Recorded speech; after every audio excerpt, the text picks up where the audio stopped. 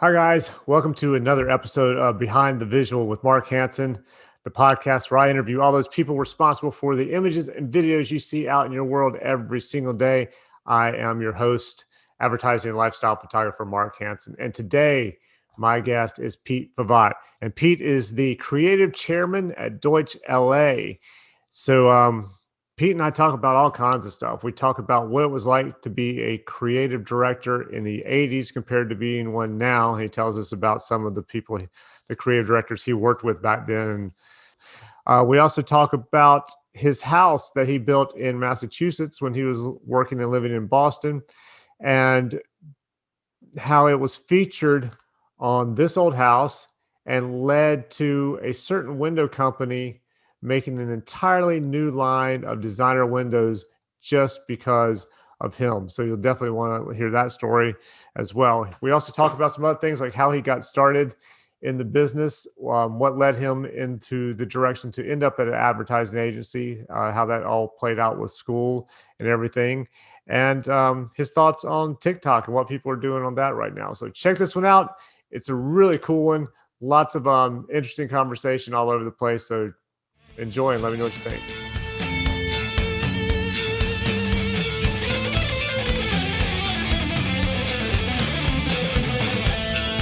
Every day I put electrical tape up here. I need to call 3M and tell them, can you just make me a goddamn influencer?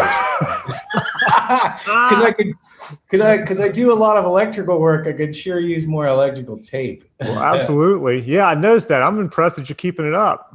Well, it's like Tom Hanks in Castaway. I'll go insane if I don't start marking the days, because they really do. They just blur. There's no more boundaries. So yeah, what's amazing though, dude? We're closing in. We're at day 333. So 333 in a month, we're going to be at a full year. Yeah, it's ridiculous. At my last day of shooting last year, before I took like a 4-month break, was March 13th. That's when we closed. Yeah. That's when this started. Yeah, it's ridiculous. No, I thought it was going to be a 2-week, month-long deal. Yeah. That's what everybody thought. And we have these, anyway, I could talk. It's actually been a good thing and a bad thing. I mean, from our perspective, it's funny because we've actually been more productive this year than we ever have been. And we actually have been more successful winning business than we ever have been. And then I talk to other people in other ad agencies. It's like, dude, we're dying over here. And it's an interesting. Are you guys doing more pharmaceuticals and that kind of thing? No, mostly retail, PetSmart, Lowe's, really? Walmart. Okay. We're winning big pieces of business. And it's like, in a lot of ways, I feel like it got down to the chemistry of the people, because when you break us apart physically, and all of us out in the LA office, we get along so well. Everyone really knows each other well and likes each other, and it helped communicate that through Zoom, where in some other cultures it may not have been the case, and they're have no idea what they're doing, and they're not working together. I can see that. Yeah, absolutely. Yeah, I think having a team that likes each other definitely, I would think, would come across more over Zoom. Yeah, probably. Yeah. Yeah, for sure. Yeah. I mean, I have clients now that I've been working intensely with that I've never physically met. Yeah, that's crazy. Done big national film shoots with directors I've never physically met. That's a trip. It's really it really blows your mind. Yeah, absolutely. Because if you would have said, hey, you're going to have to respond this way and you're going to have to work from your house and no one can go to the office, and he's like, well, just throw away the keys. This company's toast. We're done. Yeah. Because we wouldn't be able to do it. But anyway. Well, you guys are obviously doing something right then. And I don't exactly know what it is, but we're just going to keep doing it. It's a team, right? It's all. Yeah, I get it. It's like I tell anybody, when I'm shooting anything, it's not all me. I mean, because if the rest of it sucks, it's going to make me look bad. And if I suck, it's going to make everybody else look bad. Of course. Yeah. Well, thanks, man. I really appreciate you taking the time to do this. No problem. I've loved watching your Instagram and seeing your trips and all the stuff you put up there. And well, those don't happen anymore, sadly. Yeah, no kidding.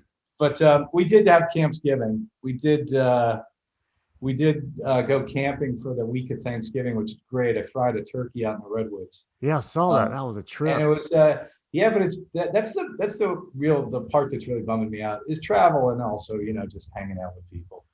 But it'll come back. We'll get there again. Yeah, I'm ready for it too, man. Everyone's got to be patient. Yeah.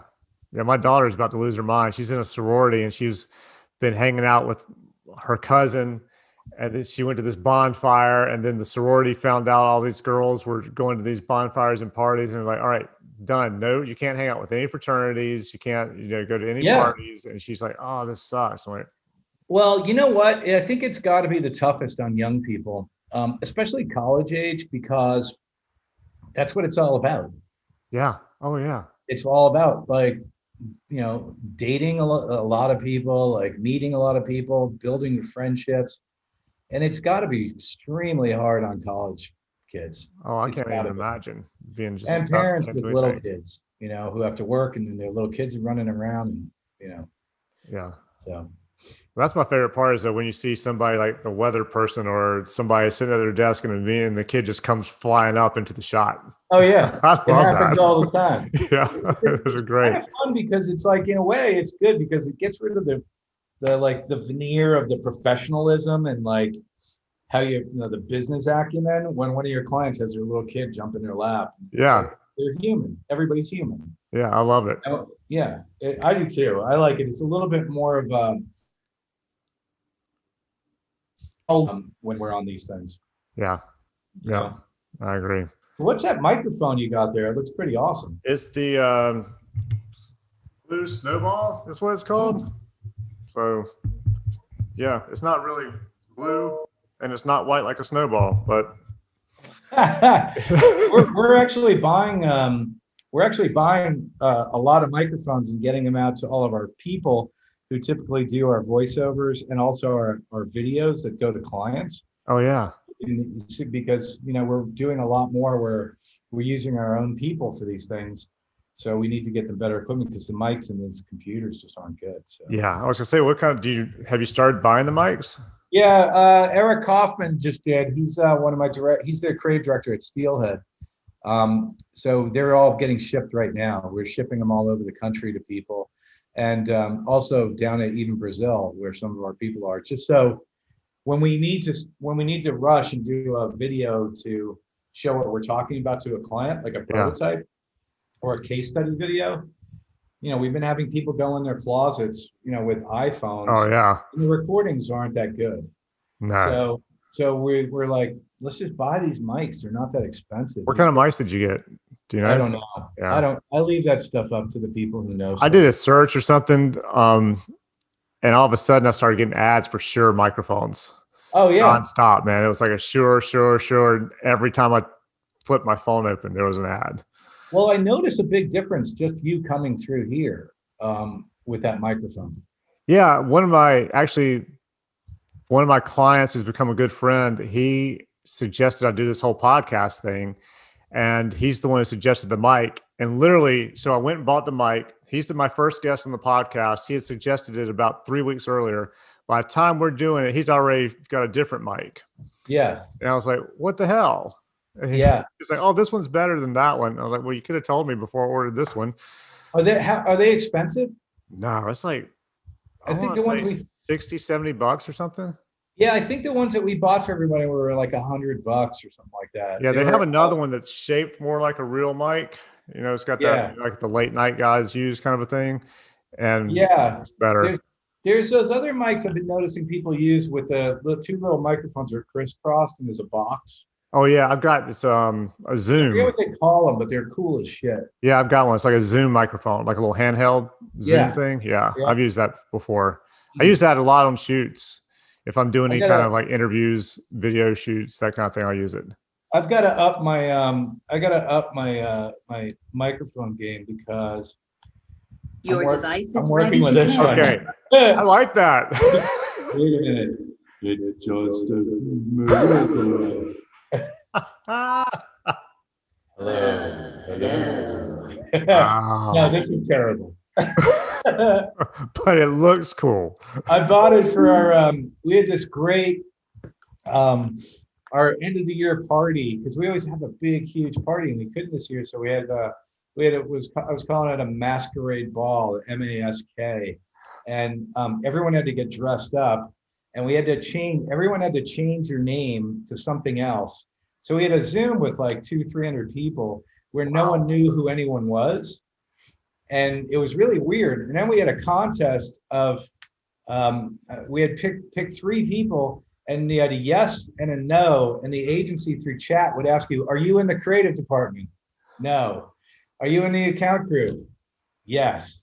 Wow. And then we had to guess who it was. And then we were giving away gift cards. It was actually so weird and so fun. Yeah, it sounds great. Because no one knew who anybody was. So how'd you see 200 people? I hope everybody's, especially throwing on their laptop, that had to be tough. Yeah. And then, there's just page after page. Because we have, I think every month we have our town hall where we have all the employees. Oh, okay. And yeah, and we have a game for that too. It's like, who can guess the number of attendees? And you watch the attendees going up and everyone's chatting in their number. So we're kind of always like making games out of stuff. Just keep it playful. At least you're making it fun. Well, you not got boring. It, right? You got to. It's not. Yeah. Isn't that why we got into this business? We're supposed to be batshit crazy. It's the best way to be. Yeah, if it's serious, who the hell wants that?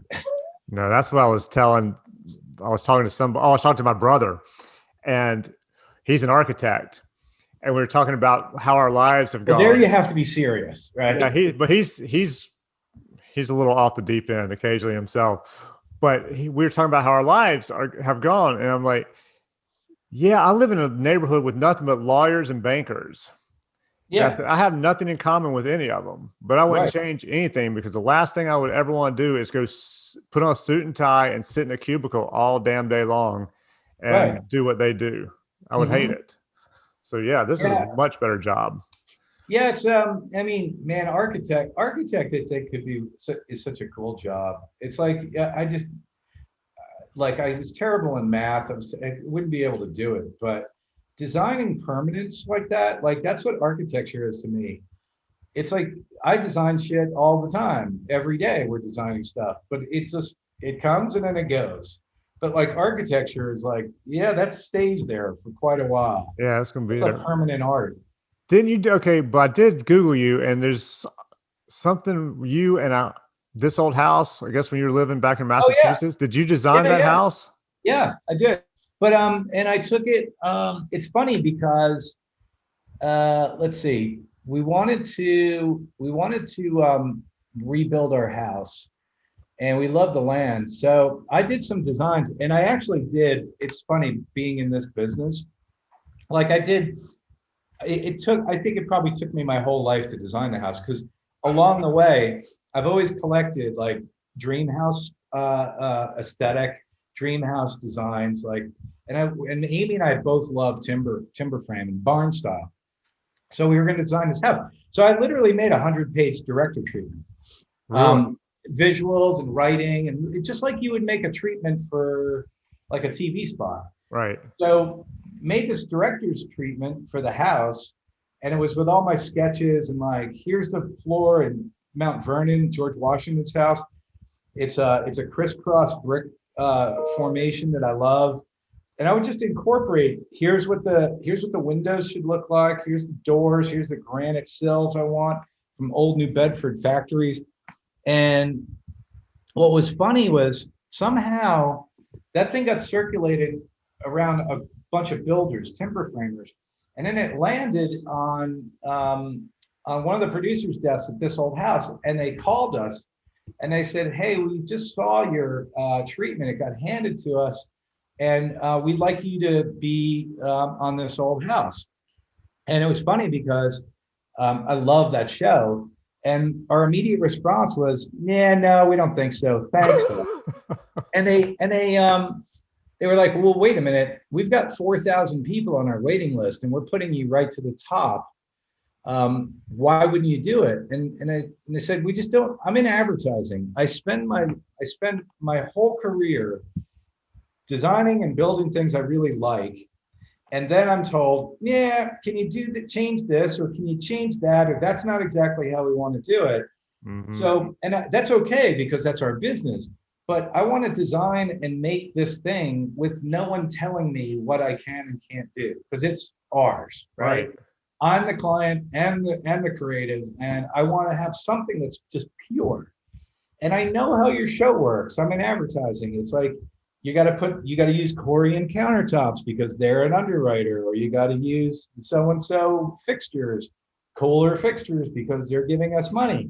And I'm not interested in that. Like I've got, and they're like, they said, we're going to come out. Are you available tomorrow? Because I want to send Tom Silva and Norm and the whole crew out to your house with our producers. They all showed up the next day, and we were in this shitty little house that we had bought, and um, and they're like, just we really want this project because we've never built a new house. We love what you're doing. It's also LEED certified because I want LEED certification. You know, I want Yeah. it to be sustainable. And there's a great story in here. And I just said, well, you know, you're going to tell me like what I need to do. And they said, look, we'll waive all of that for you. We'll waive all of that for you. With one exception, that Andersen Windows underwrites the majority of the show, so their products need to be featured. And I was just like, see, that's what I'm talking about. I've got a father-son team in Canada that I found and researched who hand make windows, and I want them to do it. And they said, well, all right, let us go back to Andersen and see what they say. Andersen comes back and says, we're going to make a unique line of windows like for your house, and it'll be a designer series, and you'll be on the cover of Andersen Window Catalog, and we'll promote your house. I'm like, all right, let's do it. And then we were doing it. Yeah, Anyway, it was that's so much fun. negotiating right there. That's amazing. Well, it's funny because I always say to our own company, it's like, no is powerful, man. Yeah. It's as opposed to sure, we'll do it. It's like sometimes no works best. That's where I learned that. Yeah. And it was an amazing experience, man. I would do it all over again. I found it to be one of the most fulfilling um, experiences ever. It was like 100 pieces and building that house are the two things that turned me on the best. Yeah. I've always wanted to build my own house, but I just haven't done it because the main reason, and this is the dumbest reason ever to want to build your own house, but I want to make a big closet that I can roll my Christmas tree into and then roll it back out of.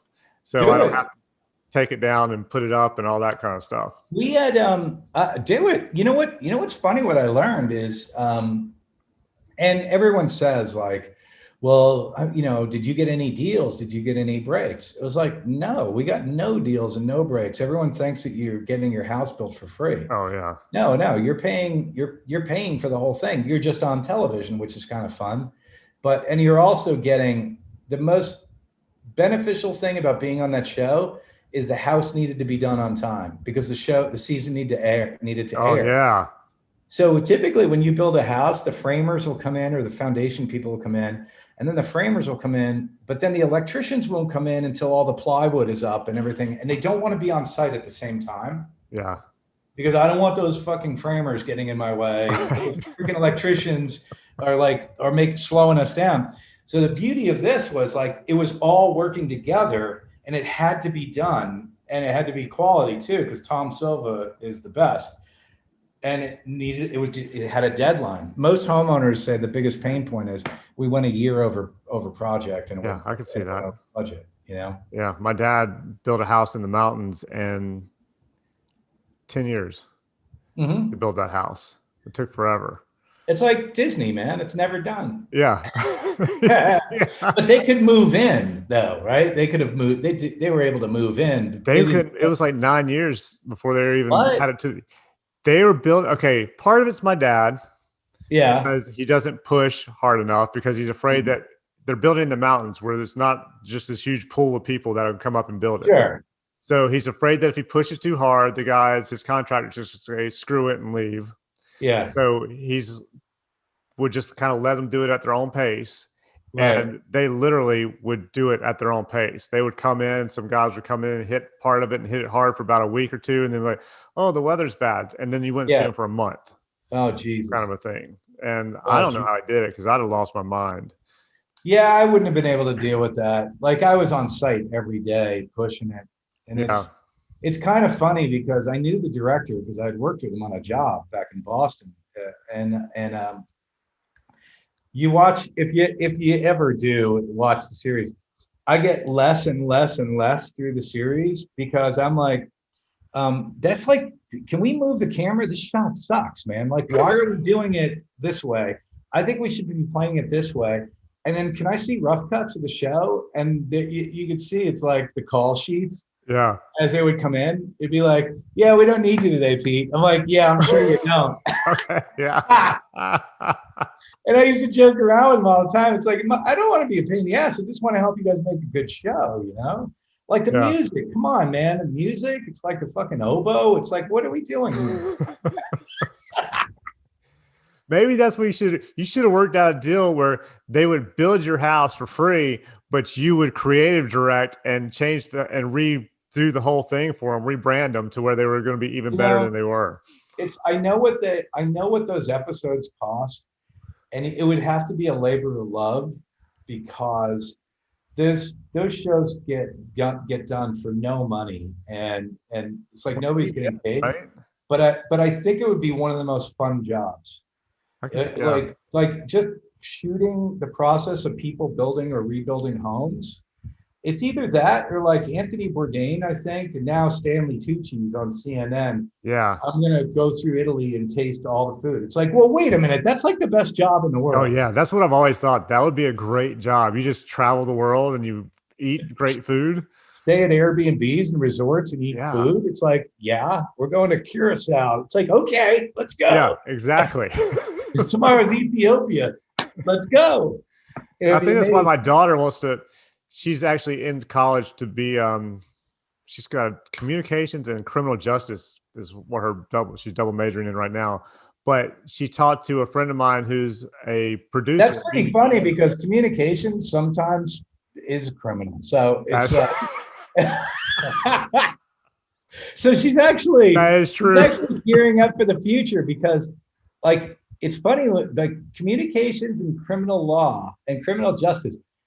That's actually an interesting because that's where the internet is heading. It's like communications and like I told my young nephew, what do you think I should do? And I said, internet law. It's the Wild West, man. Oh yeah. And you're seeing what's happening. It's like, it's going to have to get regulated eventually because it's social media is creating a lot of this tension and unrest in the country. Yeah. And so it's like the two combinations are pretty funny. So she's into it. And I think she really wants to be a producer because she just wants to travel and get paid to travel. So yeah, if we are traveling again, yes. Yeah, when she gets to do that. That's exactly, Amy was my producer for years.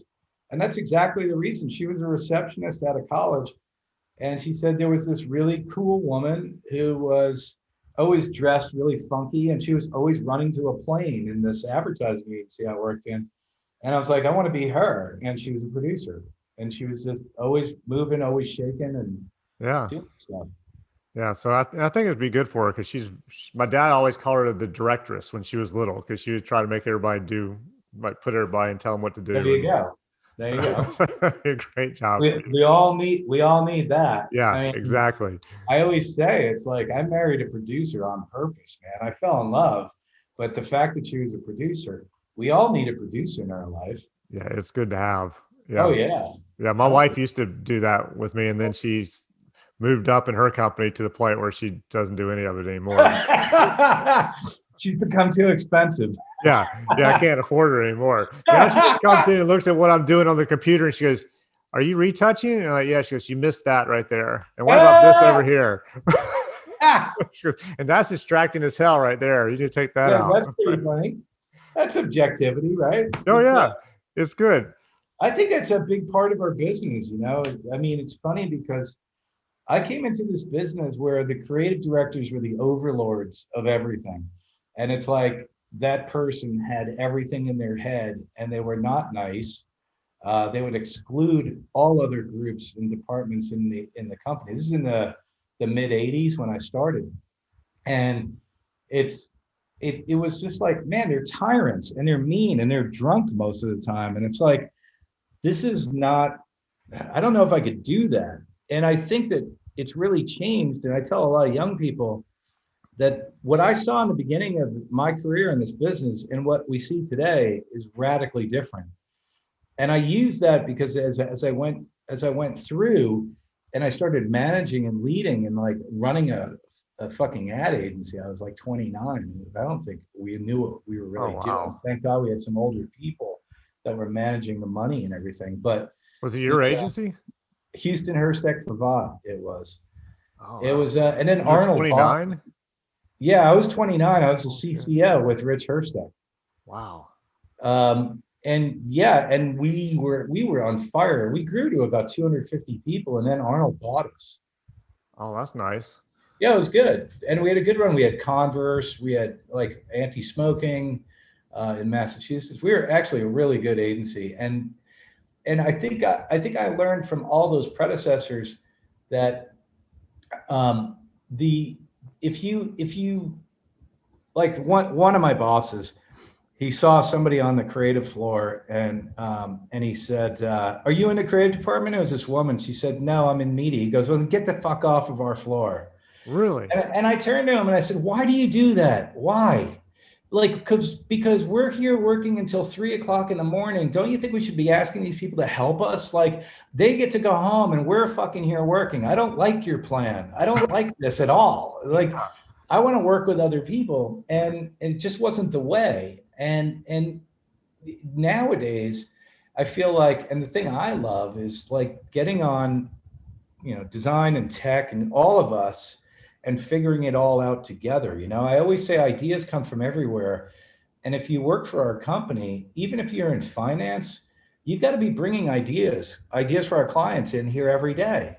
It doesn't matter. We're creative people. It's like there should be no creative department. The company should be creative, even if you're in finance, which How many is like, ideas you get from finance?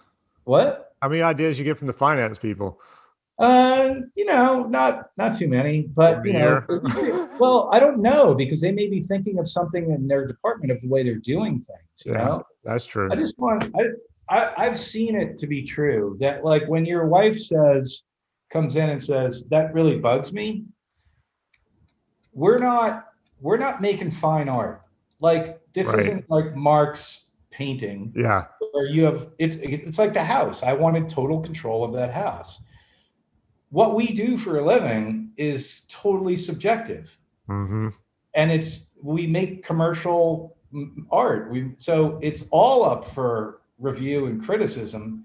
So why don't we invite that criticism in to the process? We don't have to listen to it all the time. I always tell people, just because you have an idea doesn't mean it's going to be a good idea, Right. but I want to hear them because I think more times than none, I've seen people say things on like a junior account level who will say something. I'd be like, "You're absolutely right. Let's change this whole thing. Let's go that way." And I feel Yeah. like as a creative director, is my job. It's my job to listen for those things and have an intuition that actually is better. That's actually right. That's the way we should go. Well, it's good to hear that. I mean, I'm the same way on set. I always tell everybody, my assistants, hair, makeup, stylists, whatever. It's like, if you see something, think it'll be cool, that's a better angle, better location, better whatever, tell me, and then I may agree. I think, not so much, but then it could be, it turns out great. Yeah. I tell my assistants, I'm like, don't go blabbing it to the client. Just go, hey, let's go No, over no. here. Because it could be that I can't shoot it for some reason or whatever Yeah. it No. is. But come tell me, I'm happy to hear it and Yeah. try it out. And the same thing Yeah. with the client. I'm like, please tell me. If you see something that you want to change, let me know. And we will shoot it that way. And then if I've got a different way I want to shoot it and we have time, I'll shoot it my way as well. But I think Yeah. it's And good to have all those people. and you know what? They just like working for you more. Yeah, it's a good bunch of people. Yeah. They feel like they're part of something, right? Isn't that what we all want? Like from a base level of humanity, they just want to be part of something. And it's kind of funny because is this what the podcast's all about? We're just rapping. Just random Oh, great. talking Oh, about. cool. Yeah, I mean, I literally have two questions. Like, at some point, I want to know how you got started. At the end, I want to know what's the strangest thing that's happened to you. And then, other than that, we just talk about whatever. All right, cool. Yeah. No, because I'll relate a story to that. Like I remember it was back at Houston. We we there's a lot of funny stories back then. We were so young and so like we had no idea what we were doing, but we were doing something good. So we were pitching this bank, and we had this conference room. It was really cool. Frank Geary ended up designing the exterior of this building. And I don't know, how familiar are you? Where do you live? I live in Charlotte. In Charlotte. Oh, I I love shoot in Charlotte. LA. I shoot in New Yeah, York, yeah. but I live All in my Charlotte. cousins are down in Valdez, North Oh Carolina. yeah. I went to Yeah, school. all my cousins live there. I went to school Yeah. up in Boone, Uh-huh. so it's not too far from there. So we had this, we were pitching this bank, and everyone's, pitches, everyone's tense. And we've got like 4 or 5 ideas, and I'm taking the group. There's probably about 30 people in our conference room. And I'm taking the group through all the ideas, and we're debating like we always do. It's like, what's the right way to go? Is that one? Let's just drop that one. Let's pour some gasoline on this one. And everyone's debating, and we're not getting to any consensus. And I'm trying to figure out, like, let's drop 2 of these. I want 3 to bring in. And I look up, and there's this young person in the room who I'd never seen before. And it's funny because he had red hair and freckles. And he looked like Richie Cunningham. He looked like an all-American kid, right? And I said, "Who are you?" And he goes, "I'm Mike. I just started as a account person." I said, "Mike, what do you think?" He goes, "Well," and everyone looked at like, Oh, I'm sure. What? It's like, "Do you tell me, Mike?" And Mike said, "To be honest with you, that number 3 idea is my favorite, and I also like number 4 and number 1." And I'm like, okay, well, that's it. Settled. We're going with those. Let's wrap this up. Let's tighten up this stuff and let's go. And everyone's like, what? So I completely forgot that. Years later, Mike is now the client at monster.com. Really? And we're pitching. And it was against, I don't know, BBDO and a bunch of other people. It's years later. And Mike grew pretty fast. And at the end, we won, and we went out and had a beer. And he said, not only did you guys show great work, but you want to know the real reason why you won? And he told me that story. And I said, dude, I don't even remember it. I don't even remember doing that. He said, Wow. You like made me right away feel part of this company, and like I had a say in things. And that had such an effect on me and my confidence, the way it made me feel. I'm sure. I was like, dude, I trust you, but I honestly don't remember saying that at all. Well, I think that says a lot about you as a person. I think it says that you are that kind of person to reach out to people and, get the opinions and include people. You're not just saying it. You're not just some guy who, oh, I did this. And normally you're an ass, but you did this. So you would have remembered it because you would have gone outside of being an asshole. But obviously you're just that kind of a guy. I think it's mostly not to be noble. I think it's just because I don't fucking know. It's like, hey, either way. There's just a lot of times where I just don't know, but I have to listen to other people's guts and other people's instincts, and see if it is like it's being able to tap into that and really going back and trusting your gut. And not only saying my gut's right, so this is the way to go, but to gauge the room and gauge things that are happening in real time, because that chemistry or whatever those things that are happening, I can't even describe it, are the things that you can't possibly plan for or know about or any of that. It's that exposure to, whether it's an image or an idea, that moment when people are exposed to it, that reaction. Yeah. Is like, that's what we're looking for, right? We're looking to spark people. And it's like, so we should always be like mining for those sparks. I think that's what makes you a good leader, is you can do that, because a lot don't. I mean, it's like Henry Ford. Was it Henry Ford said, I don't remember exactly what the quote was, but it was something to the effect of, if I don't, I don't know how to do everything, but I hire people who do, That's right. you know, and Oh then I yeah. oversee it. Yeah. Hire good people and get out of their way. Yeah. You know, being a I'll do that with assistants micromanager. sometimes. What's that? I'll do that with assistants. If it's a shoot that I've got and I'm like, I'm pretty sure I know how to do it, but I know this guy over here, I've seen Mhm. how he lights whatever, and this is exactly what I need. I'll hire that dude and like, hey, listen, here's what I want. Go do it. And then I'll Oh just keep. yeah. Hire good people, get out of their way, and like and really, you know what? Of course, like I guess Steve Jobs could be considered like, but he had was like he Yeah. took credit for everything Steve Jobs did, and I think that like Michelangelo apparently wasn't a very nice person, didn't have a whole lot of friends. Of course, there are people like that who probably are like so focused, like Elon Musk. Of course, he's not designing the rockets and he hires the people that can, but the guy is such a visionary. Yeah. And I don't know how nice they are to the people that work for them, but it's like, I know I'm not fucking Da Vinci and I know I'm not Steve Jobs. Like, it's kind of, I think there are people who can say, this is what I did. You're going to do this. And if you don't do it my way, then get the hell out of here. Yeah. But And supposedly what you're saying, I guess what you're saying about the creative directors in the like 80s and 90s is right. Cause I was just talking to somebody else the other day who's a creative director now.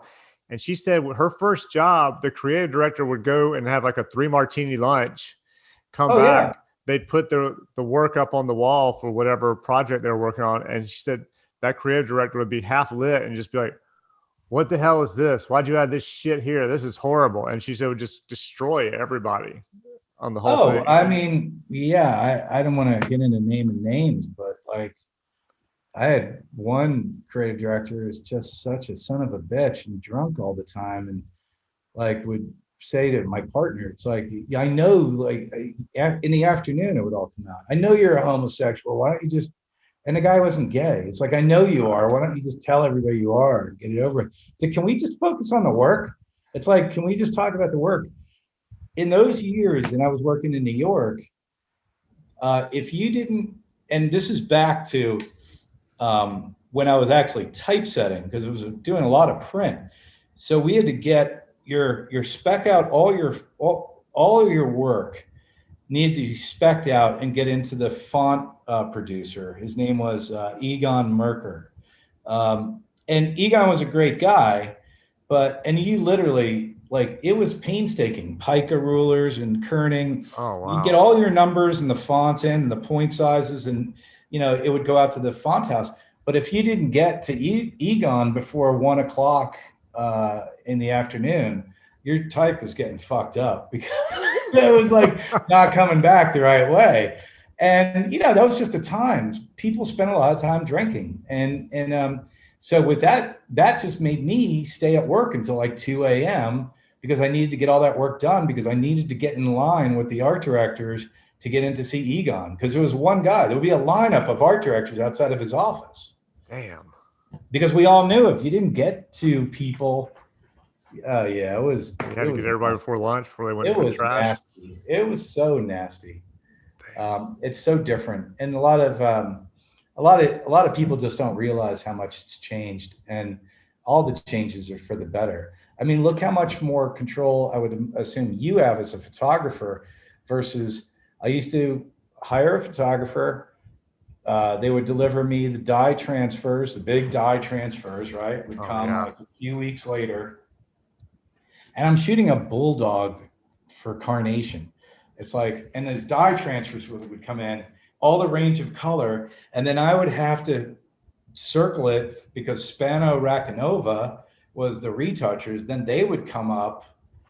They'd want to take you out drinking. I was like, here's the everybody. I don't drink that much, so it's like everybody's just fucking drinking, man. Yeah. And like I think about photographers, friends of mine who are photographers. You're taking the shots, and you're also now in charge of all the retouching too. Yeah. So you're manipulating it all. And dude, I'm following. I don't post on TikTok, but I'm looking at a lot of the makers on TikTok. there's some really talented people, young people out there that are doing some wild shit with cameras Oh yeah. and motion graphics and like really wild shit. And I think, God, like we didn't have that because I had to hand it off to people that would do that.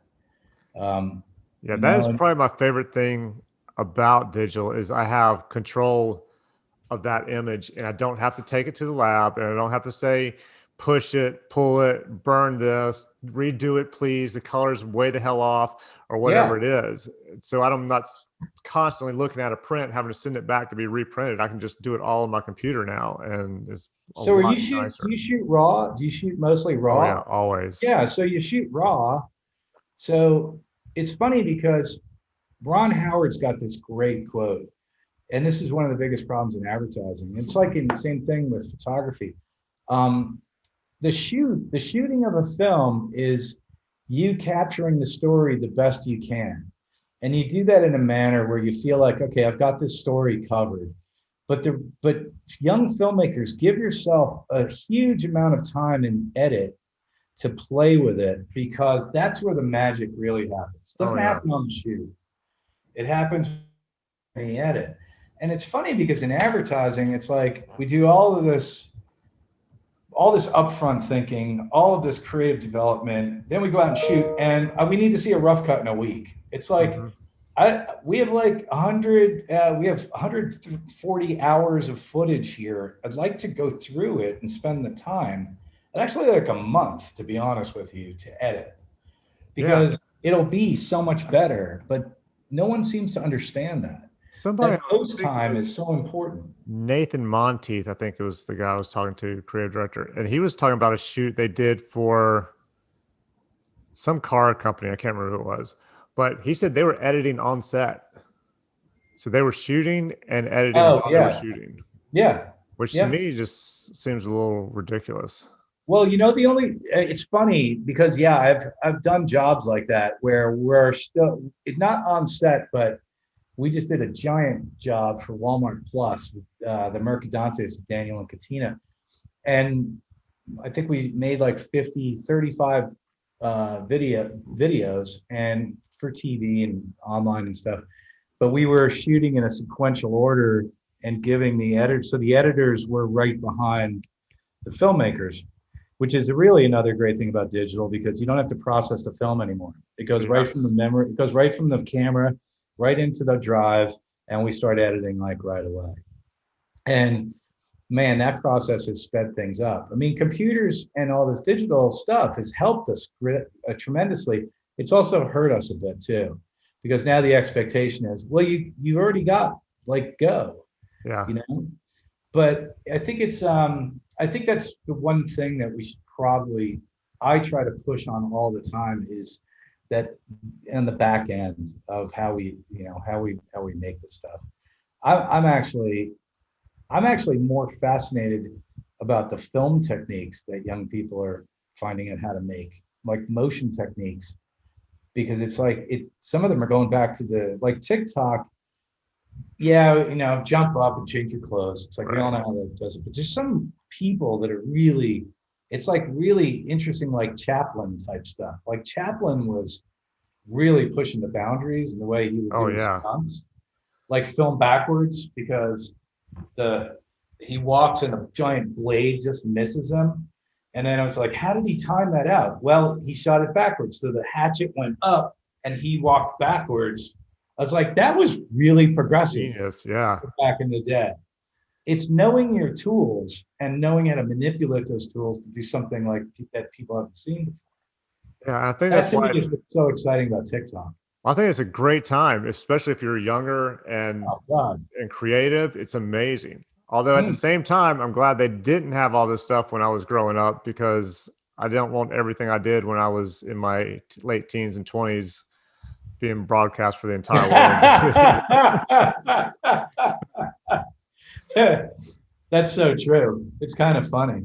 Yeah, so there's some of those things where I'm like, yeah, thank God nobody was, had their phone out shooting that, Yeah, putting it on yeah, yeah. Instagram. That's for sure. Oh yeah. Are you kidding? Oh my God. Yeah. Yeah, but even Well, what's funny, we just did this job on Hulu with the deep fake, where with deep fake tech, and it's so interesting because it's got to be official now that photos and video cannot be admissible evidence anymore. Because, like, Oh yeah, it's someone crazy. could put you with deep fake, someone could put you at a murder scene like that. Yeah, All they need is a bunch of different angles of your face, and like right now, you could be recording me and use what you've got as a deep fake and put me at a crime scene. Like it's got, I haven't heard anything yet, but I don't know how video and photos can be admissible evidence I anymore. would think, because I'm sure it's going to happen. So probably a good job on top of the internet law would be to be somebody who does like the forensic Forensics. video and for videos and stills. Yeah, So you can go in there and go, look, this is somebody else's body with that face put on it or that's whatever right. it Was is. this manipulated? Yeah. So I'm Yeah, sure. I mean, because dude, the stuff that I saw during that deepfake thing, it's scary. It's like, wow, this is fucking cool for Well, Hulu. didn't they start that with Obama, like Fast and Furious or something? I think on Fast and Furious, but did you see the I Obama? saw the Obama one. Yeah. Yeah. Fast and Furious, though, that dude died in the car Yeah, he wreck. died. That's Yeah. And right. then his brother took over and they just put his face on his brother for the Yeah, movie. that's right. Yeah. But yeah, I saw the Obama one. I was like, all right, scary, man. Scary. So how'd you get into all this? I mean, did you grow up like as a kid, like, hey, very artistic, and you just landed in an ad agency, or did you Yeah. know this is what you wanted to do? No, I didn't know it was what I wanted to do, dude. I had no freaking clue. I barely got out of high school. I It's funny because they couldn't diagnose it then, but like I found out later, I have dyslexia. I'm definitely ADD. My frontal lobe probably isn't developed the way it should be, and I have a real hard time paying attention. And so I struggled all through school, especially in reading. I can't. I It's like if teens are presenting to me, I need to talk. I just like I always say, just tell me a bedtime story. If I get scripts after scripts, like a doc with all words, I go into full on anxiety because I Oh, I can't make bet. it through it. And that's why for me, so that's in talking to a psychologist, and because we work a lot with them and talking about like where my childhood and all of that, they said, well, that's why you became an art director, because you learned to cope with your inability to read and communicate by using pictures.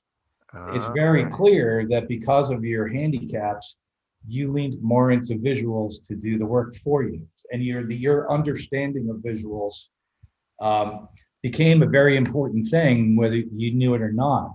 So I started drawing when I was young. My mom, my mom was very creative, but like most women in those days, my dad fought in World War II. He came home. My mom was a hat designer. She worked in New York City, and then she gave up all of that and became a housewife and had kids. Moved to Jersey, you know. And I think that she used to take me in the backyard and set up an easel, and we would paint. That's one of my first memories as a small little child. Like I must have been 4, in the backyard with my mom. So I immediately started liking this. But there's nobody's who's like I draw cartoons. Who the fuck's gonna hire you? I have no idea. Yeah. So my parents, it got time in high school to like start thinking about college. And my older brother was an honor roll student. He was going to pharmacy school. Teachers that had him would say stuff to me like, "What happened to you? Your brother was like so smart." Literally, again, Wow. time for therapy. Yeah. Um, and it was just like, wow, I can't go to college because I can't even, like, I got a D in math. I'm like, I can't do math. I don't understand it. I don't understand most of the stuff these people are trying to teach me, except history and geometry. So anyway, I start drawing, and my parents were super supportive, and I'm really, really lucky I had parents like this. Um, it was time to graduate from algebra geometry, to take trigonometry and calculus as a junior in high school. There's no fucking way I was doing that stuff. I cannot do it.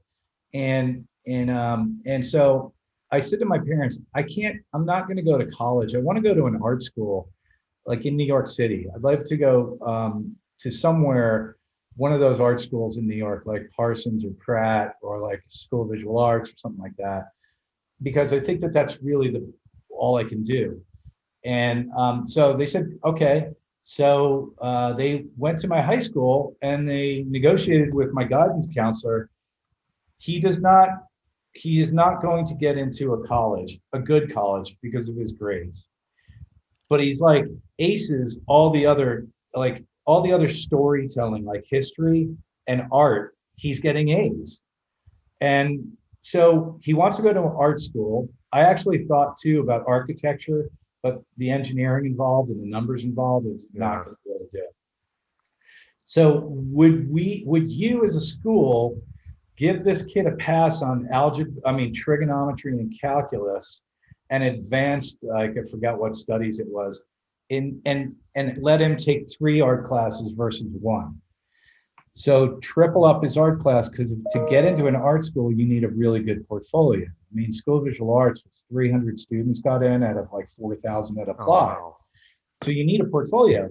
And the high school, thank God, the principal and my guidance counselor were cool. They said, sure, let's do that. So Dr. Gemignani, I don't know what she was a doctor in, but she was my art teacher. I ended up being a student teacher in the class. So I would end up teaching classes when I was with kids in my class. Oh, wow. And she helped me put together a portfolio, and I got into SVA. So I get to SVA as 1979 in New York City, which was fucking great, because New York was so gross and it was like violent. it was like terrible. And I loved it. And I was in class with Keith Haring, and Basquiat had come and go. Betsy Johnson was there. Wow. And all of my teachers, there were no professors. All of your teachers, if you took an advertising class, my advertising class was Bill Urban and Chuck Schroeder.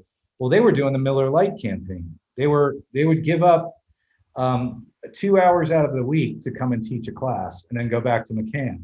Wow. My design teacher was Paula Scherer, who was the head of CBS Records Design. Every one of my favorite albums was designed by Paula Scherer. My illustration teacher was Marshall Arisman, who was doing 4 Time magazine covers a year. So we were being taught by the professionals, and they were ruthless. Like, you would get stuff thrown at you. So your class, at the end of the year, first year, 50% of the kids dropped out. It was like the Marines. It was like the boot camp. You'll never make it. Right. You'll never do anything. Not enough passion. I don't feel you in any of this work. Like, you're just phoning it in, and kids crying, and it's like, we're just doing this because it's a rough business you're trying to get into, and it's competitive as hell. And you better find some breakthrough in your work. You better find a way to stand out, or nothing is going to happen for you. They were setting us up. Nothing has been as hard as SVA was in my career. So I'm like, I want to be a photographer. So I took a year of photography, and I was in the dark room, and I loved it. I was like, nah, I don't know if I'm good enough. I love photography, but I like photojournalistic photography. I don't like the whole studio setup thing. I don't like to arrange lights. I like to find things in nature or something that's happening. Like, photojournalism would be rock. So then I took design. Make a long story short, I touched on all of these different things, and then we had to pick fine arts or commercial art. And Keith Haring went fine art, and he got scooped up by Warhol, and I went commercial art. And I got hired the day we graduated by Y&R. Ken Muska was one of my teachers, and these people were using SBA as a farm system. So they would teach you, wow. They would look for the best in the class, and they'd hire you. So I got hired the day we graduated, and I got into the business like right away. But if I went to a university, I would have smoked weed and gone skiing and like partied and been with girls, and I would have never done anything. And so if I didn't have that system, I would not be where I am today. And that's why I'm like such a fan of vocational education. I think universities are so full of shit, and not everybody. I'm from an immigrant family, and it's like, you're going to college. That's the Yeah. American dream. So it's like, yeah, I'm second generation, and I think that American dream has been proliferated into, especially with immigrants coming into the country. You need to go to college. You need to go to American university if you want to make something of yourself. And I think it's bullshit. I don't think every kid should go to school. My daughter is a great photographer, and she shoots everything over at Goop now. And I told her, you want to be a photographer, and I'll be one parent who'll tell you, I don't think you should go to college. I'll get you, like, I can get you an internship with Mark Seliger or Frank Hockenfels or like you. It's like, I know some great photographers, and you'll get their coffee for a year Yeah. and you'll be paid, and you'll learn in year two, you're going to start shooting some things, and you're going to be starting to use equipment and learning things. By year three, you're probably going to get a couple of jobs on the side out of this. By year four, you've got produced work. And now kids coming out of college, you've already been earning money and making work, and you didn't need college. But you wanted to go to college. $250,000 a year country club. Yeah. And No. that's really what it is. But I think if like your brother needs to go to college, engineers, architects, Yeah. doctors, they need to go to college. I hope you went to college if you're going to operate on it. Yeah. For the creative fields, for photography, for writing, for directing, for graphic design, you don't need college. Yeah. Well, You I know? told my dad, I was like, I don't want to go to school. I ended up going to college, but I was like, I don't want to. He said, what are you gonna do? I said, I want to shoot pictures. And I was shooting Mhm. weddings for him at the time, and he had his own business, a wedding center where you did everything for your wedding. So they did Yeah. videos, photography, cake, dress, all that stuff. What a great business, man. They just keep coming. Oh yeah. So I was like, I'll do that. And he was like, no, you can't help these brides change. You got to go to school. And I'm like, and at the time, all I wanted to do was basically shoot rock bands. Yeah. But I was living in Charlotte. So I went to school and ended up getting a degree in advertising. But the only classes that I really enjoyed were the actual like video and photography classes, Of course. and I aced those, and I did okay. And I did good in the advertising stuff. I did all right. And, that kind of deal, but math and all that, I hated it. I was taking Yeah. the same class like 3 times. Yeah. No, it's a good business strategy university, that's for sure. Oh, absolutely. I mean, they're making money hand over fist, and then they start whining. It's like my old client, uh, her husband ran the Harvard Alumni Fund. His yearly Christmas bonus was $20 million. His bonus? His bonus Jesus. was $20 million. I don't Wow. know what his salary was, but I'm like, that's how much money they have floating around in that thing. It's a business. Oh, Football, a absolutely. business. It's all a business. And we need your kids to fund our business. Uh-huh. And it's like, that's bullshit, man. That's why I And say every then, time somebody talks about going to college, like my daughter's like, the first 2 years you could go to the community college and get that crap out of the way, because that first 2 years is nothing but them making money off of stuff you don't need. oh yeah, and you buy, here's the books you need, and here's our book center that you buy them from. And it's just like, oh yeah. And like, again, I'm anti-university. If you, for this, it's not the American dream, because you know what's happening? Student debt is ruining millions of people's lives forever. You will be paying that down. I've got nieces who are doctors who will be paying down their student debt for the rest of their life. Yeah. Like, that's great they did it, but damn, this is like, it's not right. I'm a justice freak. I just look at this and I say, this has just been another thing sold to the American public that's not true. Yeah. I told my oldest, I was like, you don't have to go to school, but I told her, I was like, if you know what you want to do or have an idea of what you want to do, you don't have to go. Just go ahead and do an internship, figure out what you love, and go and do it. But she wasn't sure. And my stepbrother never got a degree. He went for 1 year and then never went back. And I told her, I was like, he's having trouble finding a job because he doesn't have a degree. And if he does get one, there are jobs where he's been told that he's never going to go past this level because he doesn't have a degree. So I'm like, Yeah, so if you don't know what you want to do, go and at least get it. And, yeah, and you'll have it. And maybe you'll figure out what you want to do. But I've told her, I was like, if you know what you want to do, you don't, and it doesn't require you to go to college, don't go. Yeah, it's really true. It's so true. And that there was something that was working about that the apprenticeship program from a long time ago. Mm-hmm. It still holds true. I believe, you know what, and I got to jump, but there's Yeah. one thing that I'm really interested, if I can carve out the time to do it. And the concept is simple. It's like, well, Kobe Bryant went from high school to the pros. How many kids can go from high school to our business without having to go to college? I'm sure there are tons, because it's like you have promised as a graphic designer, let us put you into our design group. We're going to mentor you with a senior designer, and like mom and dad, we're going to save you so much money, and you're going to be paid right off. Google and Microsoft are doing something similar to that now. You don't need to go. Yeah, there's so many kids who don't need to go to college. Well, man, thank you. We'll have to do a part 2 because I still want to ask you about Little Sweet and David Blaine and all kinds of stuff. Let's do it. Yeah, we could do it. Yeah, so we'll set that up for later. You got Jamie's email now. Let's do it. All right. Cool, man. Cool. Sounds good. Thanks, dude. I appreciate it. Peace, bud. See ya. See ya.